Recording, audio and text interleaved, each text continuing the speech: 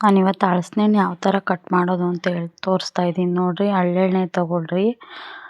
ಹರಳೆಣ್ಣೆನ ಕೈಗೆ ನಾವು ಕುಯ್ಯೋ ಚಾಕುಕ್ಕೆಲ್ಲ ಹಾಕ್ಕೊಂಡ್ರೆ ಅದು ಫುಲ್ಲು ಅಂಟಲ್ಲ. ಅದು ಕೈಗೆಲ್ಲ ಒರೆಸ್ಕೊತಾ ಇದ್ದೀನಿ. ಹರಳೆಣ್ಣೆನ ಚೆನ್ನಾಗಿ ಒರೆಸ್ಕೊಳ್ರಿ. ಒಂಚೂರು ಅಂಟಲ್ಲ ಅದು ಹರಳೆಣ್ಣೆ ಅಂಟು ಹಲಸಿನ ಹಣ್ಣುಗಳದು ನೋಡಿರಿ.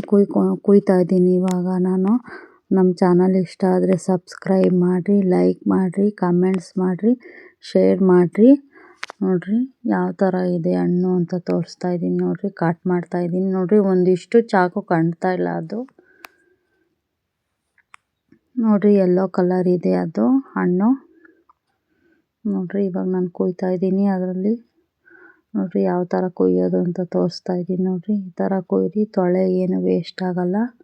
ನೀವು ಎಲ್ಲಂದ್ರಲ್ಲೇ ಕೊಯ್ದರೆ ಅದು ತೊಳೆ ಎಲ್ಲ ಓಪನ್ ಆಗಿರುತ್ತೆ, ಚೆನ್ನಾಗಿರಲ್ಲ ಅದು. ಈ ಥರ ಕೊಯ್ದು ಚೆನ್ನಾಗಿರುತ್ತೆ ನೋಡಿರಿ. ನಾನು ಕೊಯ್ದಿದ್ದೀನಿ ನೋಡಿರಿ. ಬೀಜ ವೇಸ್ಟ್ ಮಾಡಬೇಡ್ರಿ. ಸಾಂಬಾರ್ಗೆ ಹಾಕ್ರಿ, ಸೂಪರಾಗಿರ್ತೈತೆ ಟೇಸ್ಟು. ನಮ್ಮ ಹಳ್ಳಿಗಳ ಕಡೆ ಎಲ್ಲ ಅದು ಹಲಸಿನ ಬೀಜನ ನಾವು ಒಲೆಯಲ್ಲಿ ಸುಟ್ಕೊಂಡು ತಿಂತಾಯಿದ್ವಿ.